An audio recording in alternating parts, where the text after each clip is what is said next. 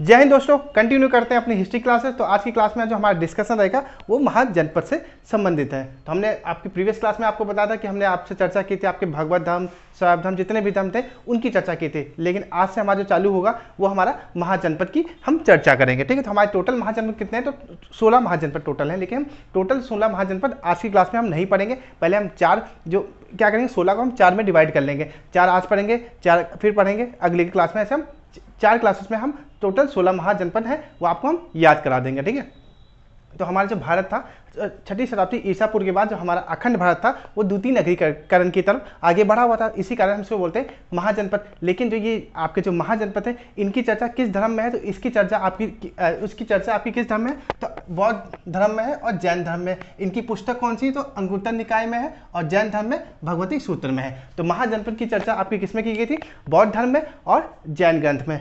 बौद्ध ग्रंथ पे और जैन ग्रंथ पे इनकी जो पुस्तकें हैं, जो बौद्ध ग्रंथ की जो पुस्तक है वो अंगुत्तर निकाय है और आपकी जैन धर्म की भगवती सूत्र। बौद्ध की अंगुत्तर निकाय और जैन की भगवती सूत्र।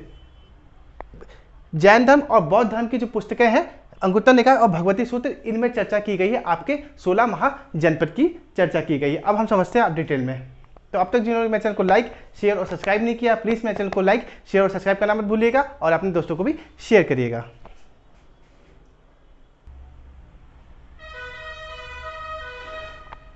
अब हम चर्चा करते हैं अपनी राजधानी। जो आज हम 4 राजधानी के बारे में डिस्कशन करेंगे आप लोगों से। ठीक है, बाकी कल की क्लास में डिस्कस करेंगे। फिर ऐसे 4 क्लास में आपकी 16 की 16 महाजनपद है उनको हम कवर कर देंगे। ठीक है, तो हमारी जो सबसे पहली राजधानी कौन सी है? जो मगध महाजनपद में जो सबसे पहली राजधानी हमारी जो बनाई गई थी वो कम्बोज बनाई गई थी। कम्बोज आपका कहाँ पे?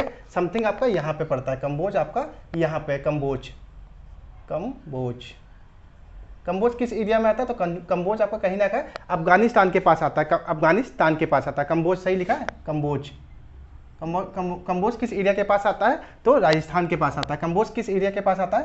तो राजस्थान के पास आता है। और कम्बोज की राजधानी क्या थी? तो कम्बोज की राजधानी थी हाटक। कम्बोज की राजधानी थी हाटक। और ये आपका कम्बोज कहाँ पे है? तो आपका जो पहला जो आपका सबसे भारत में जो सबसे ऊपर मतलब सबसे पहली, अब हम सीक्वेंस वाइज देखेंगे भारत में क्या है। जो सबसे पहले ऊपर था उसके अकॉर्डिंग चलते रहेंगे, फिर नीचे आएंगे, दक्षिण में जाएंगे, इधर जाएंगे, तो ऐसे समझाएंगे आपको। तो सबसे ऊपर जो हमारे सबसे पहली जो हमारी राजधानी थी वो हमारी थी कम्बोज थी। ठीक है, और कम्बोज हमारा कहाँ किस एरिया में पड़ता है? तो अफगानिस्तान में पड़ता है। और इसकी राजधानी क्या थी? तो इसकी राजधानी थी हाटक। तो कम्बोज की राजधानी क्या है? कम्बोज की राजधानी हाटक है। और किस एरिया में पड़ता है या किस क्षेत्र में पड़ता है? तो उसको बोलते हैं अफगानिस्तान। फिर इसके नीचे आता है आपका अफगानिस्तान के नीचे आता है आपका यहाँ पे क्या? आपका गांधार आपका पाकिस्तान में पड़ता है। गांधार कहाँ पड़ता है? पाकिस्तान में पड़ता है। गांधार आपका पड़ता है पाकिस्तान। और गांधार की राजधानी क्या थी? तक्षशिला। गांधार की राजधानी क्या थी? तक्षशिला। और गांधार कहाँ पड़ता है? पाकिस्तान में पड़ता है। पाकिस्तान में पड़ता है। और उसकी राजधानी क्या थी? तक्षशिला। फिर हम आते हैं, आपको जानते हैं कुरु हमारा यहाँ पे समथिंग पड़ता है। कुरु हमारे किस क्षेत्र में पड़ता है? तो कुरु क्षेत्र जैसे आपने सुना होगा तो वो हरियाणा के आसपास पड़ता है। हरियाणा में आपका कुरु पड़ता है। ठीक, हरियाणा का जो कुरु है किसके आसपास पड़ता है? तो हरियाणा के आसपास पड़ता है। और इसकी राजधानी क्या है? तो इसकी राजधानी इंद्रप्रस्थ।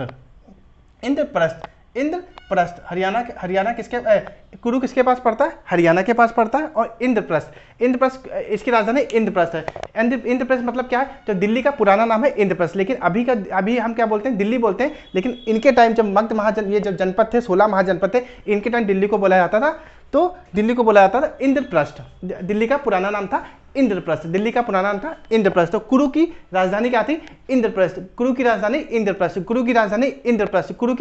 इंद्रप्रस्थ। और किस एरिया में पड़ता था? हरियाणा में पड़ता था। फिर चौथा आपका यहाँ पे था जो कि मत्स्य था। मत्स्य ये आपका समथिंग राजस्थान में था। मत्स्य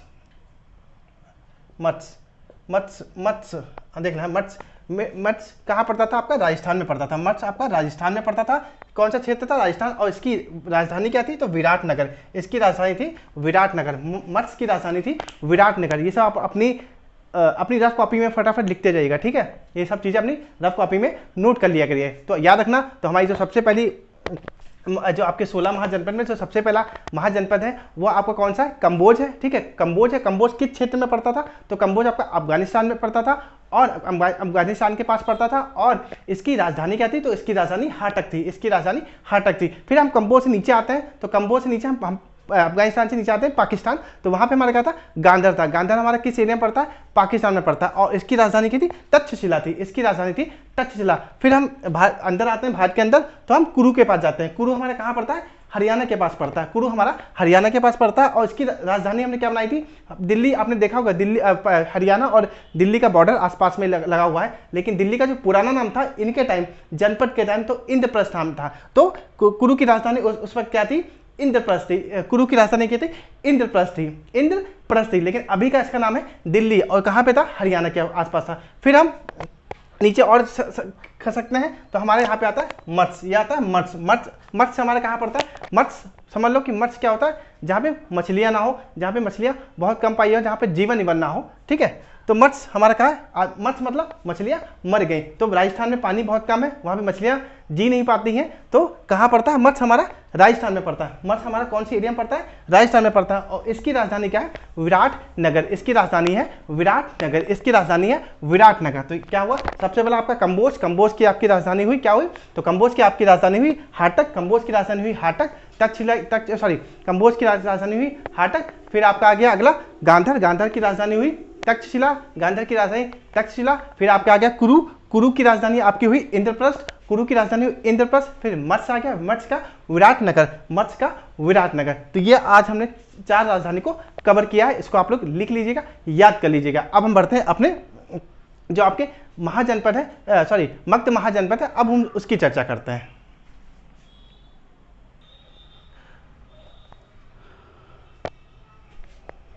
अब हम अभी तक हमने 4 आपके महाजनपद को समझ लिया है। अब हम समझते हैं कि इन जो ये आपके जो महाजनपद थे, इनकी स्थापना और ये सब कैसे कैसे हुआ था, किन राजाओं ने किया था, इनकी अब हम चर्चा करते हैं, ठीक है।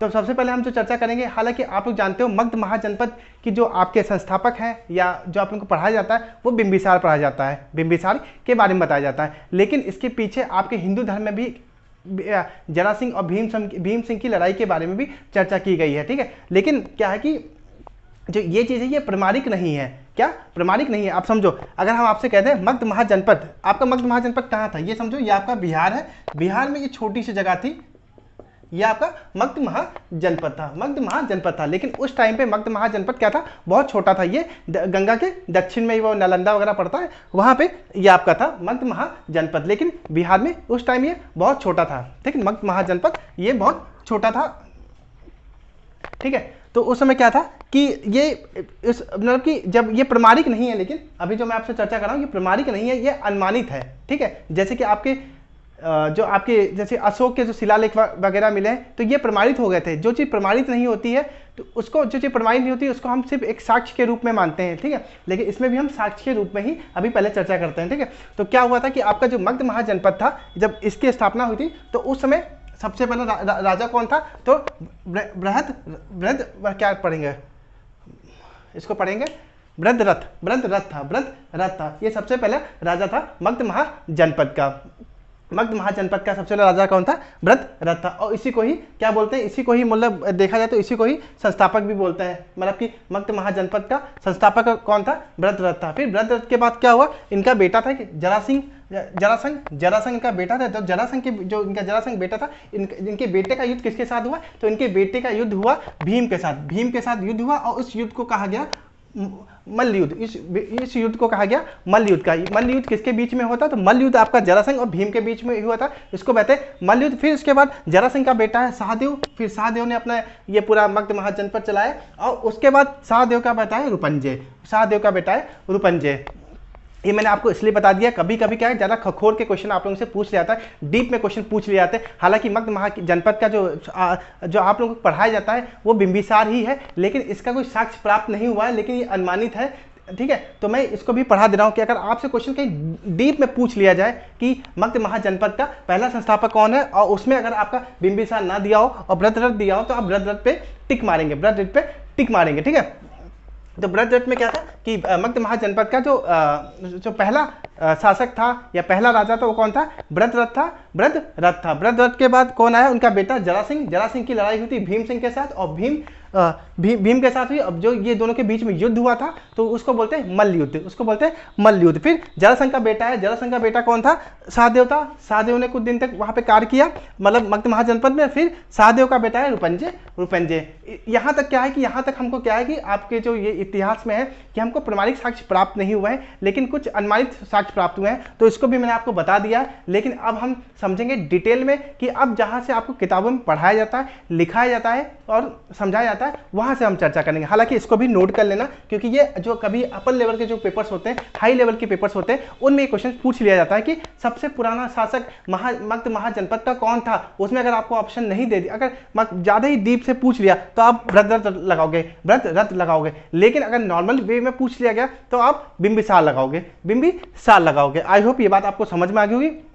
तो आपका बिहार में क्या था? बिहार में आपका मगध महाजनपद था और ये बहुत ही छोटी एरिया में था। तो ये चीज़ आप नोट कर लेना। तो सबसे पहला अगर पूछा जाए, अगर सबसे पहला संस्थापक अगर आप लोगों से पूछ लिया जाए कि मगध महाजनपद का, तो भरतरथ। फिर भरतरथ के बाद का बेटा है जरासिंह। जरासिंह की लड़ाई हुई थी भीम से। भीम की जब इन दोनों के बीच में युद्ध हुआ था, उस युद्ध को कहा था मल्ल युद्ध कहा गया था। फिर उसके बाद आया जरासिंह का बेटा सहदेव है। सहदेव ने मगध महाजनपद को चलाया। उसके बाद रुपंजे है, ये भी इनका बेटा था, ये इनका सहदेव का बेटा था, इसने भी राज किया, मतलब इस मगध महाजनपद को चलाया। अब हम समझते हैं अपनी अगली कहानी, जो है आपका बिंदुसार हर्यक वंश की जो स्थापना हुई थी उनके बारे में चर्चा करेंगे। हालांकि किताबों में आपको हर्यक वंश से ही दिया हुआ है, लेकिन ये कुछ अपर की नॉलेज से इसलिए मैंने आपको बता दी है, क्योंकि आपका यहाँ से भी क्वेश्चन छूटे ना, इन केस अगर पूछ लिया जाए तो डिटेल में अगर पूछा जाए या डीप से क्वेश्चन पूछा जाए, इसलिए मैंने ये चीज़ आपको समझाई है। अब बढ़ते हैं आपके हर्यक वंश से, हम चालू करते हैं आपके मगध महाजनपद की कहानी। तो अब तक जिन लोगों को अच्छा लग रहा है, प्लीज़ मेरे चैनल को लाइक शेयर और सब्सक्राइब करना मत भूलिएगा दोस्तों। तो आपका जो मगध महाजनपद था, मगध महाजनपद, जैसे कि अभी आपको मैंने बताया कि आपका भरत राउत, ये लोग क्या थे? ये लोग प्रमाणिक नहीं थे। लेकिन जो आपका प्रमाणिक मगध महाजनपद स्टार्ट होता है वो हर्यक वंश से स्टार्ट होता है। प्रमाणिक जो आपका मगध महाजनपद के जो मतलब के बारे में चर्चा या जानकारी हमको प्राप्त होती है, वो हमको हर्यक वंश से प्राप्त होती है। और हर्यक वंश का संस्थापक कौन था? बिंबिसार था। हर्यक वंश का संस्थापक बिंबिसार था। लेकिन जो मगध महाजनपद पे थे, 7 राजाओं ने अपना शासन किया था। 7 राजाओं ने शासन किया था। पहले हम क्या करते हैं, वो 7 राजाओं को हम क्रम में याद कर लेते हैं। एक ट्रिक आप लोगों को बताते हैं, फटाफट याद के। हसीन मसूक शाह, हसीन मसूक शाह, हसीन मसूक शाह, हसीन मसूक शाह, हसीन मसूक शाह। देखो 7 लोगों की बात की गई, 1 2 3 4 5 6 और 7। हसीन मसूक शाह। हाँ मतलब हर्यक वंश, हाँ मतलब हर्यक वंश। शाह मतलब शिशुनाग वंश, शाह मतलब शिशुनाग वंश, शाह मतलब शिशुनाग वंश। फिर आपका ना आ गया, ना मतलब नंद वंश, ना मतलब नंद वंश। फिर माँ मतलब मौर्य वंश, माँ मतलब मौर्य वंश। फिर शाह आ गया तो शाह मतलब शुंग वंश, शाह मतलब शुंग वंश। फिर का आ गया कर्णो वंश, का के बाद कर्णो वंश, का के बाद आ गया कर्णो वंश। फिर आखिरी में आता शाह, तो शाह मतलब सातवाहन वंश, सातवाहन वंश। तो इस तरह याद रहेगा आप लोगों को कि मगध महाजनपद में 7 राजाओं ने राजवंश की अपना अधिकार जमाया था, राज किया था। वो कौन कौन थे? हसीन मसूक शाह, हर्यक वंश, हाँ हर्यक वंश, शिशुनाग वंश, नंद वंश, मौर्य वंश, शुंग वंश, कर्णो वंश, सातवाहन वंश। तो ये ट्रिक आप लोग अपनी किताब में फटाफट नोट डाउन कर लीजिए। हसीन मसूक शाह, इस तरह आप इन सब का नाम याद कर पाएंगे। तो हाँ मतलब हर्यक वंश, शाह मतलब शिशुनाग वंश, ना मतलब नंद वंश, माँ मतलब मौर्य वंश, शु मतलब शुंग वंश, का मतलब कर्णो वंश, शाह मतलब सातवाहन वंश। अब हम चर्चा करते हैं अपने हाथ से मतलब हर्यक वंश के बारे में हम चर्चा चालू करते हैं अपनी, ठीक है। तो फटाफट नोट डाउन कर लीजिए, और जिनको कोई दिक्कत हो रही होगी तो प्लीज़ अपने 3 डॉट पे क्लिक करिएगा, इसकी क्वालिटी बढ़ा लीजिएगा, आपको अच्छी तरह से सब कुछ विजिबल होगा। और मेरे टेलीग्राम लिंक पे भी ज्वाइन कर लीजिएगा, वहाँ से आपको मैं 16 महाजनपद की लिस्ट प्रोवाइड कर दूंगा, आप वहाँ से वो 16 महाजनपद पढ़ सकते हैं, ठीक है।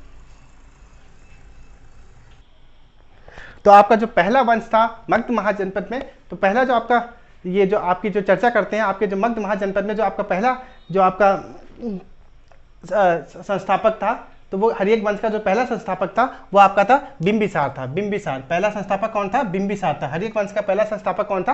बिंबिसार था। और बिंबिसार ने अपनी राजधानी किसको बनाई थी? राजगीर को बनाई थी। बिंबिसार ने अपनी राजधानी किसको बनाई थी? राजगीर को बनाई थी। किसको बनाई थी? राजगीर को अपनी राजधानी बनाई थी, और राजगीर को अपनी राजधानी बनाई थी। हालांकि आपको पता है ये आपका भारत है, यहाँ पे आपका क्या है? पटना है, मतलब बिहार है, सॉरी बिहार है। बिहार में क्या है? छोटी सी जगह है, ये जो जगह आप देख रहे हो ये आपकी क्या है, मगध महाजनपद है। ये पहले बहुत छोटा था, लेकिन बिंबिसार क्या था, ये बहुत चतुर इंसान था। ये इसको क्या था, कम खाने में मजा नहीं आता था, उसको ज़्यादा खाने में मजा आता था। तो वो क्या करता था, लोगों को क्या करता है, लोगों की जमीनों को हड़पना चालू कर दिया था। ये चाहता था किसी तरह से हम अपना जो मगध महाजनपद है इसको हम बहुत विशाल बना सके, बहुत विशाल या बहुत बड़ा बना सके। तो उसने क्या किया, यहाँ पे धीमे धीमे वो सोच रहा था कि अब आपको समझाते हैं। जो आपका मगध महाजनपद था, ये जो आपका बिहार में था, ये जो मगध महाजनपद था बिहार में 2 भाग में बटा था। एक तो आपका मगध में बटा था, ऊपर वाला वैशाली में बटा हुआ था, ऊपर वाला वैशाली में बटा हुआ था। अभी हम इसकी भी चर्चा करते हैं, आपको भी बता दिया। तो ठीक है, इसका मेन मुद्दा क्या था, ये चाहता था कि हम इस वाले को एरिया को हम पूरे भारत में फैला दें, पूरे भारत में हम क्या करें, मगध महाजनपद को ले आए। लेकिन धीमे धीमे इस बंदे ने कोशिश भी की और लेके भी आया। अब जानते हैं क्या है, तो इसी के शासन के टाइम, बिंबिसार के शासन के टाइम क्या बात चली, तो इनको जब पता चला कि मध्य प्रदेश मतलब एमपी में जगह है, एमपी का पुराना नाम क्या है, अवंती है। तो एमपी का पुराना नाम क्या है, अवंती। एमपी का पुराना नाम क्या है, अवंती। एमपी का पुराना नाम क्या है, अवंती। ठीक है, तो यहाँ पे एक राजा हुआ करते हैं चंद्रपदोत। यहाँ के राजा थे एक चंद्रपदोत राजा, इनके राजा का नाम था, यहाँ पे जो राजा थे एमपी में अवंती में जो राजा थे, और अवंती का है एमपी में है। एमपी का नाम मतलब पहले मतलब मध्य प्रदेश का पुराना नाम था अवंती। तो अवंती के जो राजा थे चंद्रपदोत, इनको क्या हुआ, एक लाई जो मतलब ऐसी बीमारी पकड़ ली कि वो अब सही नहीं हो सकते, मतलब अब उनको जाना ही जाना है, मरना ही मरना है। जैसे कि आज के टाइम प्रेजेंट टाइम में क्या है, अपने लोगों के वहाँ क्या है, किसी को कैंसर हो जाए तो आदमी कहता है भैया अभी बच नहीं पाएंगे, इनको खिला लो पिला लो और कुछ दिन के लिए है, और जी गए तो जी गए ना, ठीक है। तो इसी तरह कुछ इनकी भी कहानी थी, चंद्रपदोत की भी कुछ इसी तरह कहानी थी।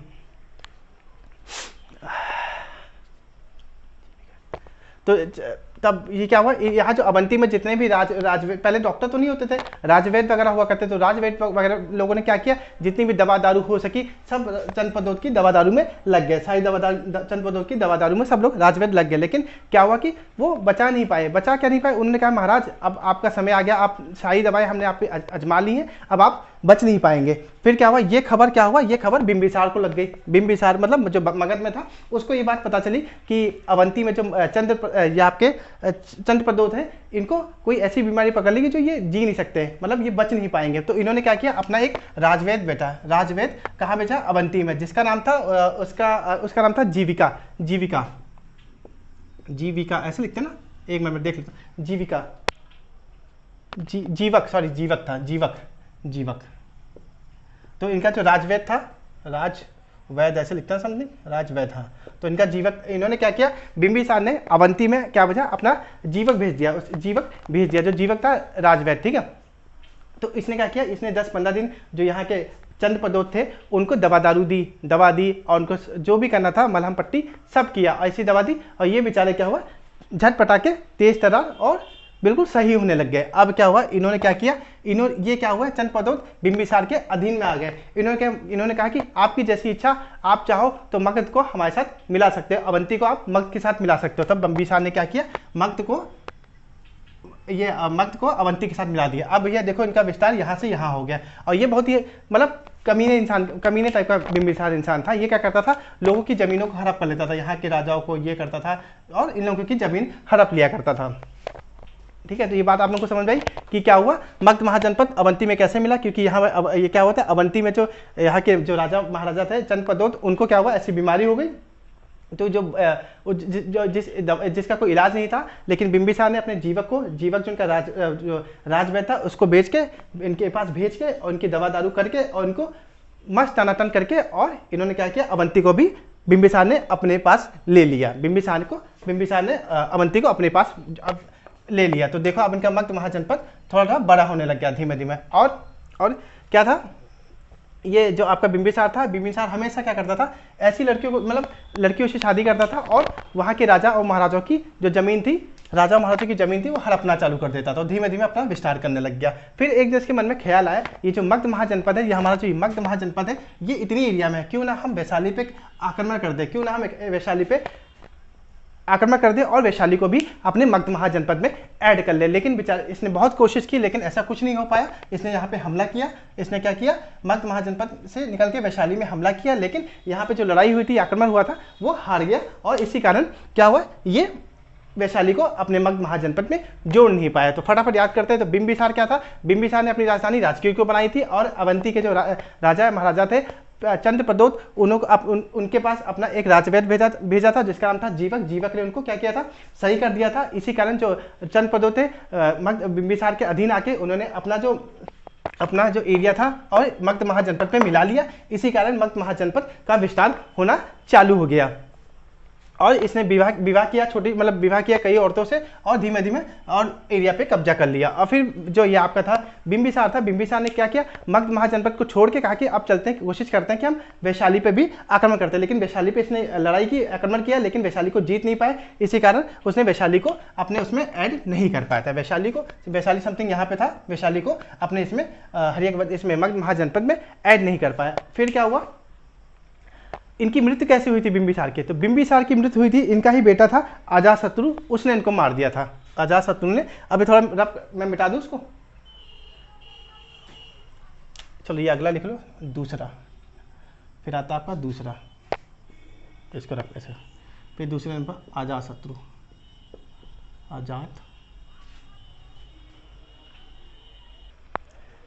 फिर अगला जो आपका जिसने हर्यक वंश पे राज किया था वो कौन था? आपका था अजातशत्रु। अजातशत्रु क्या था? अजातशत्रु कौन था? अजातशत्रु बिंबिसार का बेटा था। लेकिन क्या किया था?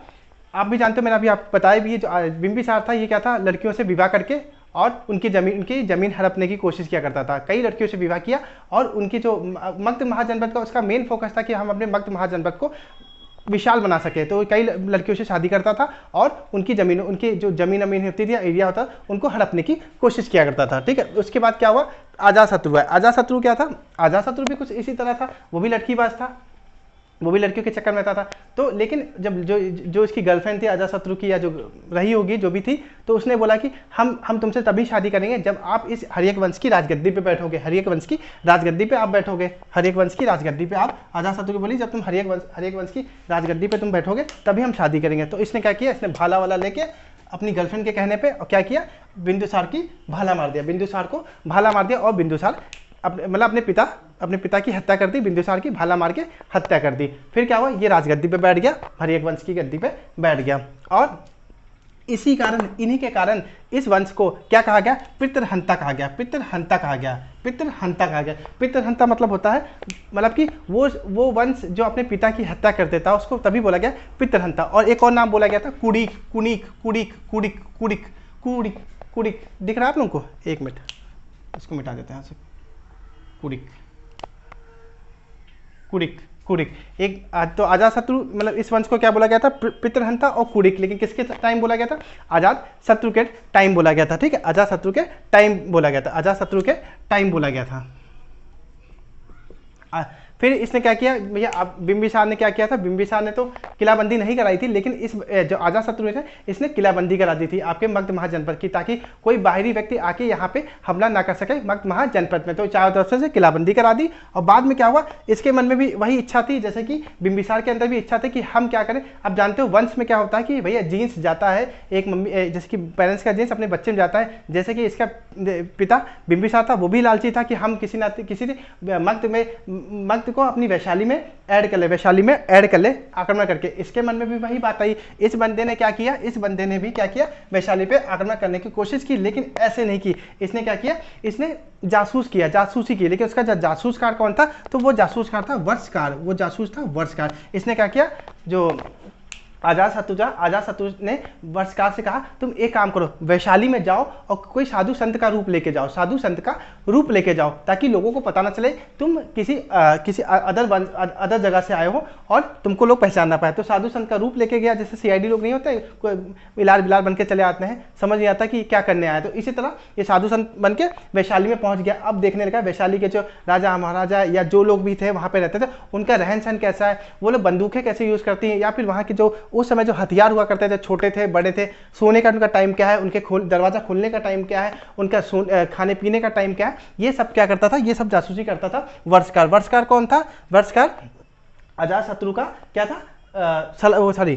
अजातशत्रु का चापलूस क्या बोलेंगे यार, समथिंग मतलब वत्सकार क्या करता था ये आप बताता था, वत्सकार आप अजातशत्रु को सब कुछ इन्फॉर्मेशन दिया करता था, महाराज वैशाली में ऐसे ऐसे चल रहा है, आप ये सब कार्य करिए तो आप क्या करते हैं, आप वैशाली पे भी कब्जा कर सकते हैं, वैशाली पे भी आप कब्जा कर सकते हैं। तो फिर इसने क्या किया, इसने बताया वत्सकार को कहाँ भेजा, वैशाली में भेजा, वैशाली की पूरी जानकारी निकाली और फिर अजातशत्रु उस हिसाब से तैयार हुआ वैशाली को लड़ने के लिए। लेकिन अब जो वत्सकार था उसने बताया कि महाराज वहाँ पे हथियार इस तरह के होते हैं, छोटे होते हैं, बड़े होते हैं, लेकिन आपको भी उस हथियार से लड़ने के लिए आपको भी 2 प्रकार के हथियारों का इस्तेमाल करना पड़ेगा। तो 2 हथियार कौन है, एक है आपका रथमूसल है। रथमूसल में क्या होता था कि जब धनुष को आप खींचते थे तो एक साथ कई सारे धनुष भरभरा के जाके गिरते थे। और अगला था महाशिला कंटक। महाशिला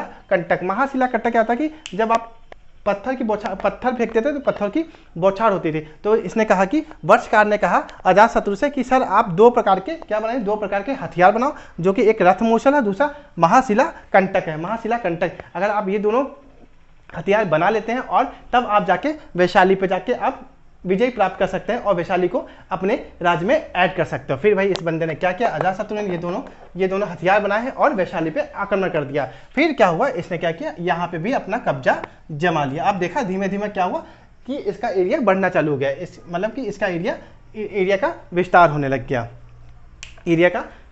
लग गया। तो आप फटाफट रिवीजन करते हैं। तो सबसे पहले हर्यक वंश का संस्थापक कौन था, बिंबिसार। बिंबिसार ने किसको राजधानी बनाई थी, तो बिंबिसार ने राजधानी बनाई थी आपकी राजगीर को राजधानी बनाई थी, और अवंती को भी आपने मगध में ऐड किया था। चंद्रप्रद्योत राजा थे, बीमार पड़ गए थे, उसी कारण अपना एक जीवक भेजा था, राजवैद्य जीवक भेज के इनको सही कराया और अवंती को अपने में मगध में ऐड कर लिया। शादी करके लड़कियों के फंसा फुसू के क्या करता था, उनकी जो एरिया थी उसको भी कवर किया करता था, उसको भी अपने अंदर लिया करता था। और वैशाली पे इसने युद्ध किया था, लेकिन वैशाली पे विजय प्राप्त नहीं हो पाया था। फिर इसके बेटे ने अजातशत्रु ने क्या किया था, बिंबिसार की हत्या कर दी थी, मतलब अपनी गर्लफ्रेंड के कहने पे। तभी अजातशत्रु के सामने इसको बोला गया पितृहंता या कुणिक बोला गया, बोला गया। और अजातशत्रु ने किलाबंदी भी कराई थी, अजातशत्रु ने मगध महाजनपद की किलाबंदी कराई थी। और इसके भी मन में वही खुजली मची थी जो बिंबिसार के अंदर मची थी। तो अजातशत्रु ने क्या किया, एक अपना मतलब क्या बोला, छुपा रुस्तम नहीं होता है, वो छुपा रुस्तम टाइप का एक व्यक्ति था, वत्सकार को कहाँ बोला, वैशाली में भेजा, कहा कि तुम साधु संत का रूप लेके जाओ और वहाँ पे सारी जानकारी निकालो वैशाली की कैसे क्या है और लोग कैसे क्या खाते पीते हैं, लोग क्या कौन से हथियार यूज करते हैं। तो ये क्या था, जासूस था, वत्सकार एक जासूस था किसका, अजातशत्रु का। और सारी इन्फॉर्मेशन अजातशत्रु को दिया और बताया कि महाराज आप ऐसे हथियार बनाओ। तो रथमूसल और महाशिला कटिक इन्होंने हथियार बना के फिर इस हथियार से इन्होंने क्या किया, अजातशत्रु ने वैशाली पे आक्रमण करा दिया और वैशाली को अपने अधीन ले लिया, अपने वैशाली को भी अपने आप में ऐड कर लिया। फिर धीमे धीमे मगध महाजनपद फैलता गया और बड़ा होता गया। अब इसके बाद क्या था, अजातशत्रु के बाद क्या हुआ, अजातशत्रु की भी मृत्यु हुई थी। तो लेकिन अजातशत्रु की मृत्यु कैसे हुई थी, तो अजातशत्रु की भी इनके ही बेटे ने की थी। अब इसको रफ कर देते हैं क्योंकि अब इसमें जगह नहीं बची है, ताकि आपको आगे समझाने के लिए, ठीक है।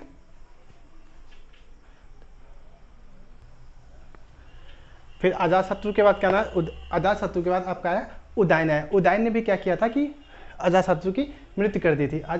कौन जो अजातशत्रु थे वो क्या थे, उदयन के पिता थे, ठीक है, उदयन के पिता थे। फिर उदयन जब मगध महाजनपद में आया तो उसने देखा कि अब तो इसका विस्तार बहुत ज़्यादा हो चुका है, मगध महाजनपद फैल चुका है। तो उसने क्या किया, तो उसने इसकी राजधानी बदल के क्या किया, पाटलिपुत्र कर दिया।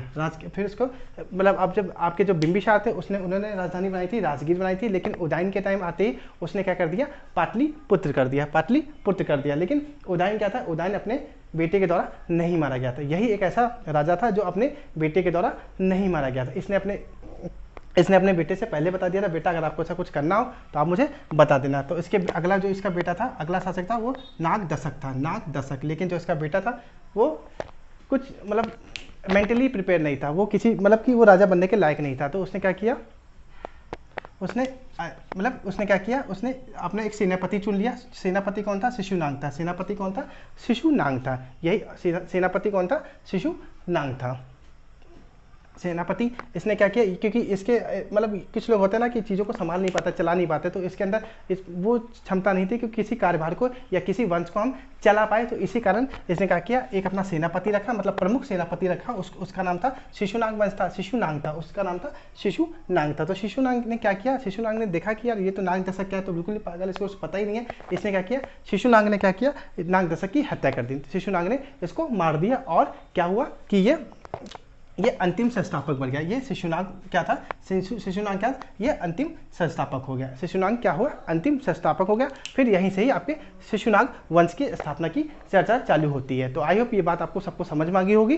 तो एक बार फटाफट रिवीजन करते हैं क्या। तो सबसे पहला हमारा हर्यक वंश का राजा कौन था, संस्थापक, तो बिंबिसार था। बिंबिसार के पुत्र ने उनको मारा अजातशत्रु के पुत्र ने मारा उदयन। फिर उदयन क्या है, उदयन का भी एक पुत्र था, उसका नाम था नाग दशक, लेकिन नाग दशक इतना योग्य नहीं था, तो इसने अपना एक प्रमुख सेनापति रखा था। सेनापति का नाम था शिशुनाग वंश, शिशुनाग था, लेकिन शिशुनाग इतना कमीना इंसान था कि उसने क्या किया, उसने देखा कि ये बंदा नाग दशक की इस वंश को चला नहीं पाता, तो क्या करें, इसको हम मार देते हैं और हम क्या करते हैं, हम इस हर्यक वंश पे हम अपना राज्य जमा लेते हैं।